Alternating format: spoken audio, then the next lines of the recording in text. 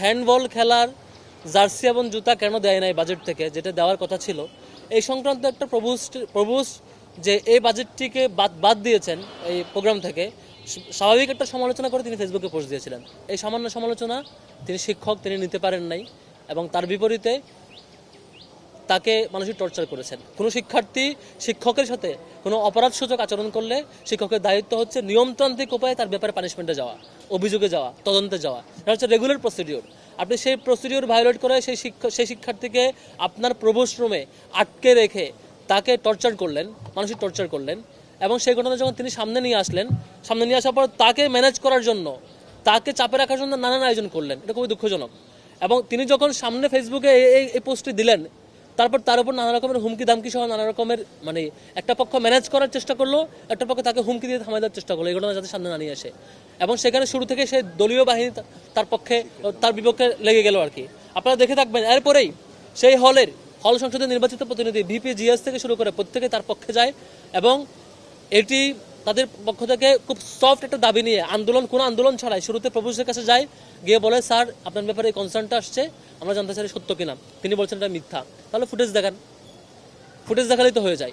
Footage দেখান। আপনি যদি অভিযোগের ব্যাপারে মিথ্যা বলেন যে আপনার ব্যাপারে যে কথা বলা হচ্ছে সেটা মিথ্যা, তাহলে ইজিলি সলভ হয়ে যায়। একজন শিক্ষার্থী এত বড় রিস্ক নিয়ে আপনার বিরুদ্ধে যে অভিযোগ দিয়েছে যে অপরাধের ব্যাপারে, সেটি নিশ্চয়ই সে খুব শখের বসে দেয় নাই, সে রিস্ক নিয়ে দিয়েছে।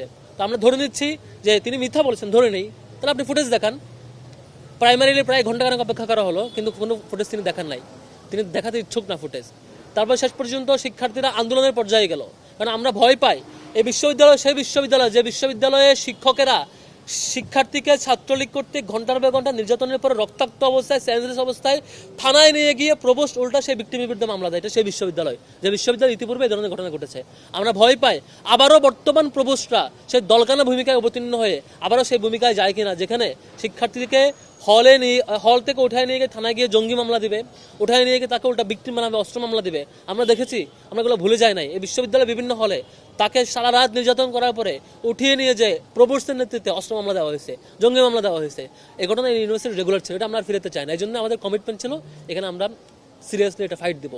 এবং শেষ পর্যন্ত দেখেছেন আমাদের প্রত্যেকটা হল সংসদ থেকে সমর্থন জানানো হয়েছে। ডাকসুর পক্ষ থেকে আমরা এই আন্দোলনের সমর্থন জানিয়েছি যে খুবই ক্লিয়ার কাট কটা ফুটেজ দিবেন, ফুটেজে অপরাধী প্রমাণ হলে আপনার বিরুদ্ধে ব্যবস্থা হবে, আর যদি অপরাধী প্রমাণ না হয় তাহলে তো ইস্যু সলভ, আপনার বিরুদ্ধে অভিযোগ হয় নাই। হ্যাঁ, যদি ফুটেজ ডিলিট করে দেন নাটক করে, তাহলে ধরে নিব এই অপরাধ সত্য।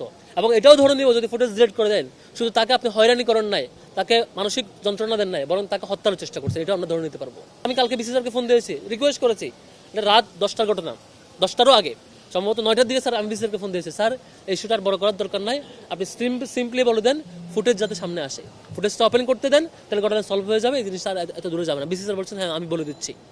আমি ভেবেছিলাম বিসি স্যার আমার সাথে সত্য বলেছেন। আমি ভেবেছিলাম তিনি ইউনিভার্সিটির অভিভাবক হিসাবে একটা ঘটনার ব্যাপারে অভিযোগ আসলে এত নাটক না করে সরাসরি সেই জিনিসটা সামনে নিয়ে আসবেন। কালকে সেই ঘটনায় আমাদের আসিফ আবদুল্লাহ ছিলেন উপস্থিত, এবি জুবাইর ছিলেন সমাজসেবা সম্পাদক, আমাদের অনেক প্রতিনিধি সেখানে ছিলেন, আনাস ছিলেন, আমাদের ওইখানকার ডাকসুর জেলা প্রতিনিধি ইকবাল হায়দার বিজ্ঞান সম্পাদক, তার উপর আক্রমণ করা হয়েছে কালকে। ডাকসুর অসংখ্য সম্পাদক এবং সদস্যের উপর কালকে আক্রমণ করা হয়েছে। ওইখানকার জিএস এর উপরে, জিএস ইমাম হাসান, তার উপরে আক্রমণ করা হয়েছে। সে এখন হসপিটালাইজড, সেন্সলেস অবস্থায় আছে, ভয়াবহ আক্রমণ করা হয়েছে। কেস হচ্ছে এই, আগে যেমন ছাত্রলীগের সময় ছাত্রলীগকে বিসি ফোন দিয়ে নিয়ে আসতেন, মাকসুদ কামাল যেভাবে ফোন দিয়ে ছাত্রলীগকে নিয়ে আসতেন দলীয় বাহিনী, ডান্ডা বাহিনী বানানোর জন্য, দলদাস বাহিনী বানানোর জন্য, শিক্ষার্থীকে টর্চার করার জন্য, অথবা তারও আগে আসম আরেফিন সিদ্দিক কিংবা আক্তারুজ্জামান, সেই সময়ের বিসিরা প্রবোস্টরা যেমন করে ছাত্রলীগকে নিয়ে এসে শিক্ষার্থীকে টর্চার করতেন, এই ধরনের কেস ঘটাতেন, যে হুবহু সেম ঘটনা কালকে এই নেককারজনক ঘটনা 24-এর পরে প্রথমবারের মধ্যে ঘটেছে।